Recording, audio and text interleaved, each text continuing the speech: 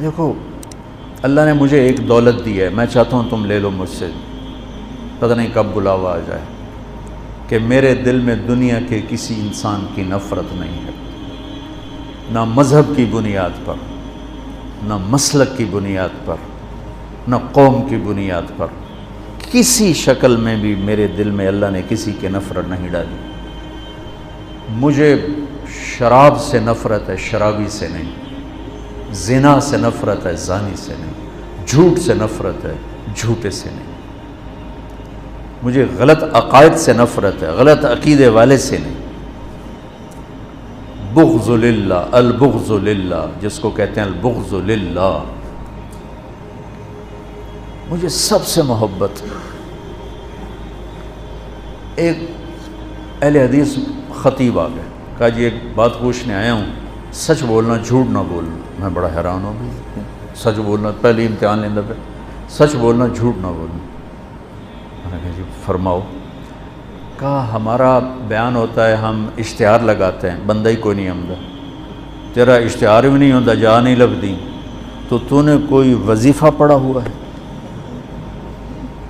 وہ وظیفہ پوچھنے آیا ہوں، وہ وظیفہ بتاؤ۔ میں نے کہا نہیں میرے پاس تو کوئی وظیفہ نہیں۔ کہنے لگا میں نے کہا تھا نا جھوٹ نہیں بولنا، مجھے سچ سچ بتا وہ کیا وظیفہ ہے، میں وہ وظیفہ کرنا چاہتا ہوں۔ وہ پیچھے ہی پڑ گیا۔ میں نے کہا مولانا صاحب میں نے کوئی وظیفہ نہیں پڑھا، مجھے کوئی وظیفہ، میں وظیفے پڑھتا ہی نہیں، میں تو صرف صبح شام کی دعائیں پڑھتا ہوں، وہ مسنون تسبیحات پڑھتا ہوں بس۔ جو زیادہ پیچھے پڑ گیا میں نے کہا ایک وظیفہ ہے، سب سے محبت کرو سارے ہی آ جائیں۔ تو اللہ نے میرے دل سے سب کا بغض نکال دیا ہے، ذات۔ ہاں مجھے برے عمل سے کا بغض ہے، برے عقیدے سے بغض ہے، بری زندگی سے بغض ہے، لیکن ان افراد سے نہیں ہے، وہ اللہ کے بندے ہیں۔ اگر وہ کلمہ پڑھتا ہے اندر سے جو مرضی ہے، میں اسے مسلمان ڈیل کروں گا اور اسے اپنے گلے لگاؤں گا، اپنا ہاتھ اس کے لیے پھیلاؤں گا۔ اس وقت دنیا میں یہ سوچ دم توڑ چکی ہے، اور مدرسوں سے نکلنے والے بچے بھی نفرت کی آگ میں جل رہے ہوتے۔ دیوبندی ہے تو بریلوی سے نفرت اس کے اندر میں کوٹ کوٹ کے بھری ہوئی، شیعہ کی نفرت کوٹ کوٹ کے بھری ہوئی، اہل حدیث کی نفرت کوٹ کوٹ کے بھری ہوئی۔ اگر وہ بریلوی مدرسے سے نکلا ہے تو دیوبندیوں کی نفرت سے بھرا ہوگا، اہل حدیث کی نفرت سے بھرا ہوگا، شیعہ کی نفرت سے بھرا ہوگا۔ اگر وہ غیر مقلد کے مدرسے سے نکلا ہے تو دیوبندی بریلوی شیعہ کی نفرت سے بھرا ہوگا۔ اگر وہ شیعہ کے مدرسے سے نکلا ہے تو دیوبندی بریلوی اہل حدیث کی نفرت سے بھرا ہوگا۔ بچوں آگ لگی ہوئی ہے، میں بجھانے کے پیچھے پڑا ہوا ہوں، بجھائے گا تو اللہ، میری کیا اوقات ہے، لیکن میں چاہتا تو میری اولاد ہو میرا ساتھ دو۔ میں فخر سے کہتا ہوں میں نے علماء دیوبند سے پڑھا ہے، اور میں نے اس تشریح کو جو علماء دیوبند نے دین کی تشریح کی ہے اسے صحیح مانا ہے اور اس کو گلے سے لگایا، اسے اپنی بنیان بنایا ہے، میں اس کو تسلیم کر چکا ہوں۔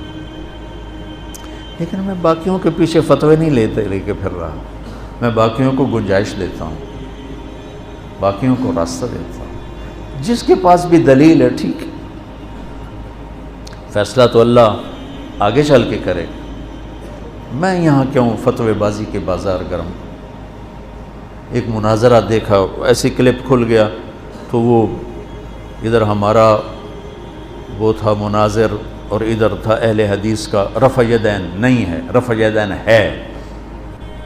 اتنا دکھ ہوا، اتنا درد ہوا کہ یہ احمق کس دنیا میں رہتے ہیں کہ امت اسلام چھوڑنے تک پہنچ چکی، یہ رفع یدین پہ لڑ، جس کے کرنے نہ کرنے سے نہ جنت کا فیصلہ نہ جہنم کا فیصلہ۔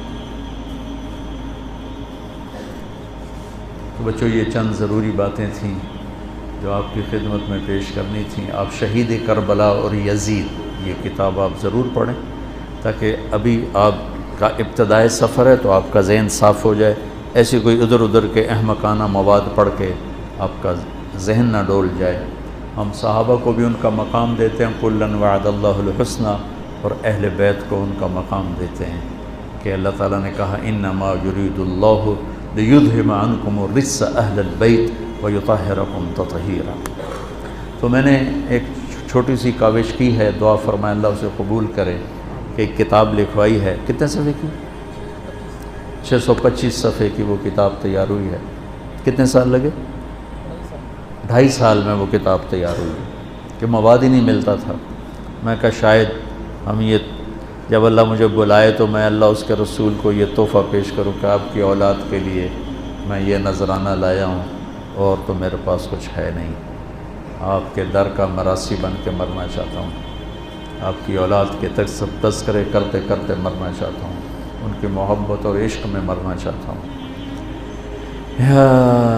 امام شافعی نے کیا کہا تھا؟ لو کان الرفض حب آل محمد فلیشہد الثقلان انی رافض۔ اگر اہل بیت کی محبت کا نام ہے شیعہ ہونا تو سن لو میں بھی شیعہ ہوں۔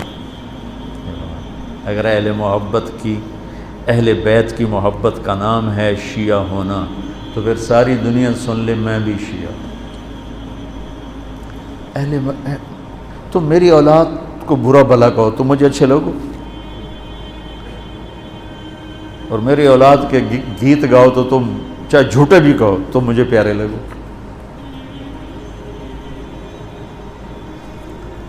تذکری ہمارے کو